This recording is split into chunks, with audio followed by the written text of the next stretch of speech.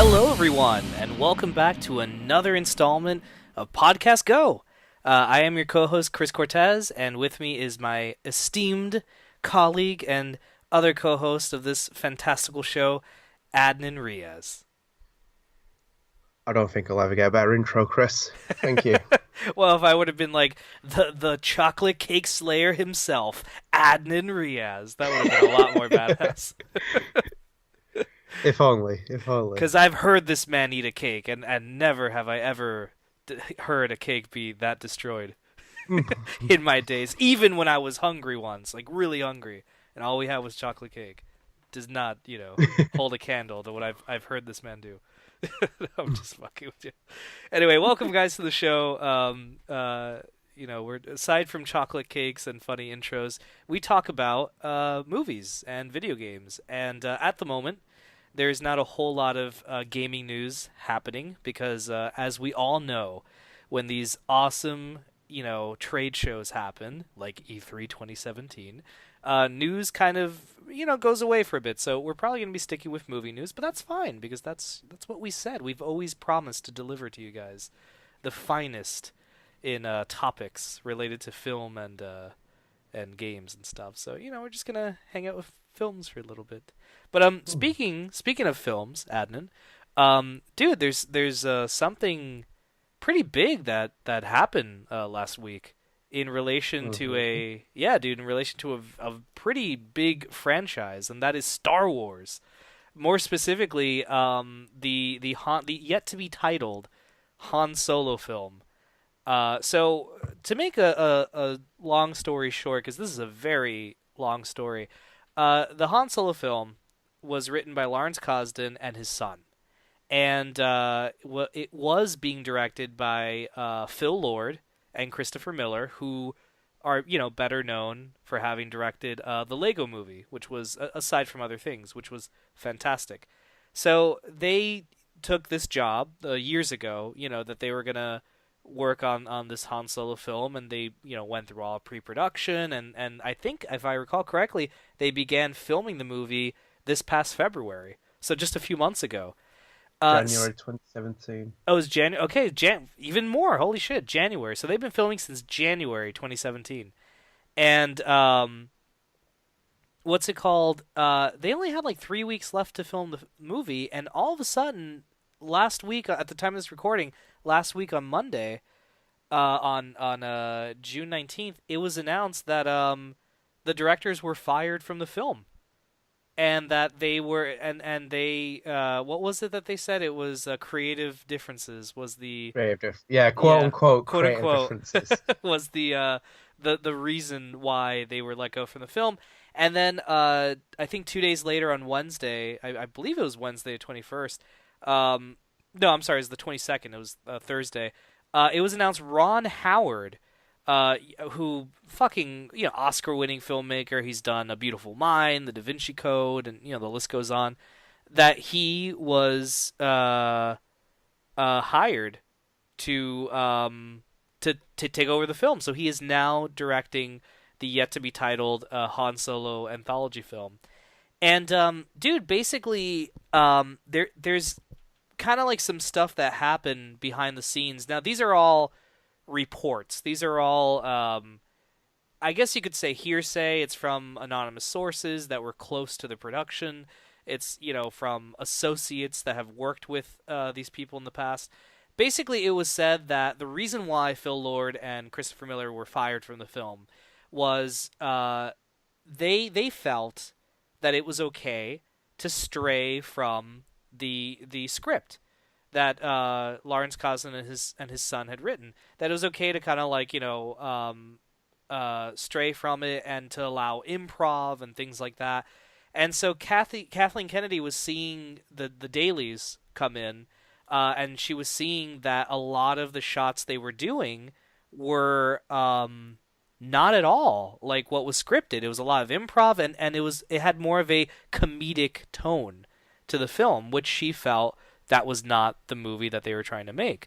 So from what I understand, what happened was they entered discussions on changing the film to be more in line with what they had scripted. And what ended up happening was Phil Lord and Christopher Miller said, that's not the movie we want to make. We're not going to do that. So Kathleen Kennedy ended up having to let them go and instead hired Ron Howard, who I guess, has that same mindset. So now Ron Howard has 2 weeks to go to the UK, to Elsery Studios where they're filming the movie, to look at everything that because remember, these guys have worked on pre-production for this film for years now, so they have to look at everything that's been done. He has to look at all the footage that was shot, see what he wants to keep, and essentially restructure this film within 2 weeks, and then resume filming. And dude, on top of that, they still want to keep their May 2018 release. The movie has not been delayed. It's still coming out May 25th, 2018. Holy shit. Mhm. Like, what happened, right, dude? Like, this is so much happened with all this film. And I think as a fan, my fear now is, like, what's going to happen to this movie? Yeah, it's strange because of how far they're into development. Yeah. Because like with the Zack Snyder, Josh Whedon case, it's a little bit different. They're under different circumstances as well. Yeah. But I understand that why that happened as well, and you kind of accept it. But this one is very strange because they were literally close to finishing this project. Yeah, like And 3 as you weeks said, away. Yeah. Yeah, as you said, Ron Howard is now coming into like it's like when you apply for one of those jobs where it's like executive editor at like a publication, and then you've lied about everything, walked in, and you have some experience, but you don't have it that experience in that kind of role. It's that kind of circumstance because you are kind of just walking in. It's like, right now I need to put my foot down and try and sort something out. And it's not even a small franchise or a small series. It's Yeah. Star Wars. So I do feel sorry for him. I also find it a bit Yeah. strange that Ron Howard has been tasked with it as well, even though he is an Oscar-winning director and everything else. I think it's just a strange replacement. It's a And random it kind name, of right? and yeah, and it kind of like it suggests how fast they were looking for an immediate replacement for Christopher Miller and Phil Lord. Phil Lord. Yeah. So it is a bit strange. I'm not too sure where you really go with this. It's like it's a really difficult circumstance to put yourself in. Yeah, it's scary. It's like, I don't envy. I'm sure that guy is getting paid so much for this because to be thrown into, such a trouble. Dude, that's scary to be thrown into that, especially and at the same time to make a high quality film, to make what Lucasfilm wants them to make, but also you got to put your own fingerprints on it because remember, he is an artist also. This is his. This is his movie, and he wants to put his own kind of like touch to it. But then you have these two filmmakers that are very different from you, that have been doing all this prep work. It's like if, dude, it's like if you were part of a circus and like they had this guy who they fitted him for the suit. They fitted him for all the stunts that they're gonna have to do with this guy, and then he becomes ill and he has to drop out, and then they hire you and they're like, here you go, man. I hope you fit into the suit. I hope everything, all the effects that we've established, you could run through it fine. The other guy was able to run through it fine, and also you have to make the show great, and people can't be mad at you. Like that's Yeah, tough. that's what I mean. It's a strange one as well. I've read it all before that they don't know who's going to be the credited director for the film. Yeah. It's kind of like and you kind of like go into like almost like with the Directors Guild and everything else. You kind of like chart into really dangerous territory of like not putting Phil Lord and Christopher Miller's name on it. If you put Ron Howard's name, well, where do you go? You kind of like in itself it creates more wormholes for these kind of do. And I think this is a big problem now as well because like Rogue One, a Star Wars story. By the way, those are fucking terrible sub-prefix to titles as well. I don't understand. Like, are people really that stupid? Like, be a bit original instead of being Han Solo. Well, I don't know if that's the actual film name. Is it Han Solo, a Star No. Wars story? It's still untitled. They're just like, Right, it's the it's still untitled. Yeah. That's fantastic as well. Just out from nearly end of production, they don't have a title for it. In itself, it's like It'll be another called problem. Ron Howard's Han Solo, a Star Wars movie. I hope that's the title Uh, now. Just so we you'll see all Tom, know it's Ron Howard's movie. you'll probably see Tom Hanks CGI'd somewhere in there as well. That's like just like the couple of directorial changes that have been made.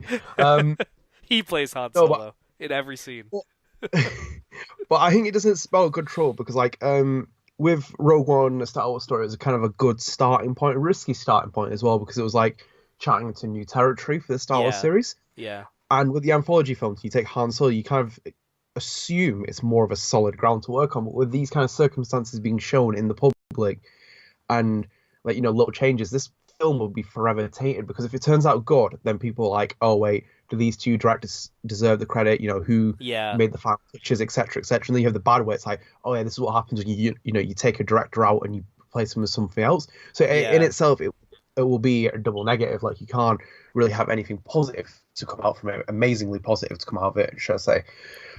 So it's a risky game. I'm going to have to wait and see some trailers and actual title before I make yeah. any more. No, definitely. I think we need to. And if the film is coming out May 2018, I mean, if I'm sure when we all go to see Last Jedi this December, I'm sure they're gonna have a teaser trailer for Han Solo attached to that. Because at that point, that movie will be 5 months away. So we'll probably get some form of a trailer, but or even probably before that. No, dude. Really the only thing I have left to say about this is it's two things. The first is I think it's very interesting that this is the first director to direct a Star Wars movie that was previously directed by George Lucas. Because if you remember, Ron Howard was in American Graffiti, which was George Lucas's second film he ever made.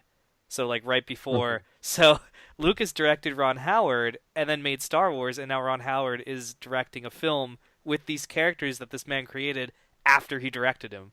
Like literally Lucas's next film was Star Wars. So I think that's really interesting. Also, dude, reportedly, I don't know if this is true, Lucas asked Ron Howard to direct The Phantom Menace. Reportedly, according to this article from comingsoon.net, Howard was also reportedly asked at one point by Lucas to direct The Phantom Menace, but declined. So that's kind of interesting that this is. But no, the second thing I want to say, dude, was I think there is still hope for this film. And I'll give an example. Superman 2. For those of you who don't know, Superman 2 was being directed at the same time as the first Superman movie back in the 1970s. They were shooting them back to back, like Matrix Reloaded Revolution style. All one giant production, back to back filming. And what happened was apparently Warner Brothers and Richard Donner, who had directed the first film and was directing the second film, had a falling out, and he was fired. And they hired Richard Lester. Now, I don't know if the rule has changed, but according to, at least back then, according to the Directors Guild of America, in order for you to receive credit on the film, so you could say directed by, whoever took over the film, you have to have shot at least 60% of the film. That was the rule then. I don't know if it's the same thing now, but as lore goes, Richard Lester, the director that took over Superman 2, reshot footage that Donner had already shot, and in the final product, a very small percentage of Richard Donner's footage was in the film. So I don't know if Ron Howard's gonna do that. I don't know if he's gonna go back and scrap most, because man, dude, they've been filming since January and they had 3 weeks to go, and they still want to make it on time. I don't know how the hell they're gonna have time to. Do you remember as well that there's an ensemble cast in here as well, including Emilia Clarke, who is busy in herself with the schedule of Game of Thrones. Obviously, they've changed it a little bit. Yeah. And her commitment to HBO is not that big in the sense that they've kind of downscaled the TV show with like how many episodes, and obviously they're extending the filming. But at the same time, there's a big cast in here. It's not like you're just working with unknowns or very like small time actors or anything else. So even if you are going to change things, you are going to have to work on a very tight schedule. So as it is, it's walking straight into a mess because where do you start? Where do you go? Can you reshoot things? Do you have to pick up with we don't know what the state the film is in because they could literally be like 3 shots out from finishing the film. There could be 12 shots out from finishing the film. Then Ron Howard has to work with the script and see the direction because it is one of those with like even any kind of piece of work, you can tell when one person started, the other person's left off. Everyone has their own vision in mind Yeah. of how they see a project. It's the same with Spielberg and like George Lucas. Look at how the films worked out when they worked on the Indiana Jones movies. Yeah. You know, Spielberg and Lucas worked really great on the first film, and then Temple of Doom. It was all George Lucas's idea of going down that road with the black magic and stuff like that. So it was like kind of like you saw the contrast in the story. Yeah, definitely. Yeah. So I think it is definitely definitely an interesting and also a bit of worrying period for that film as well. It's yeah. obviously will come out, but what it comes out is maybe not What what the original vision was meant to be. As George like Lucas, it's all about my original vision. like what will come out, you know? In a way that's really fascinating is like what this film will look like once it's out. So dude, I think we're going to have to say our patent we'll see. And just see what ends up because really that's as much as I think we could speculate really is just aside Yeah. from working on the film, which we obviously are not. We'd be billionaires. It really it just needs to stand the test of time. I mean, who knows, maybe he'll even finish filming and see what it looks like, and then they're gonna do inevitable reshoots, and maybe that's where he'll shape up the movie. But Mm. yeah, we'll see what happens from there. It's a thing, man.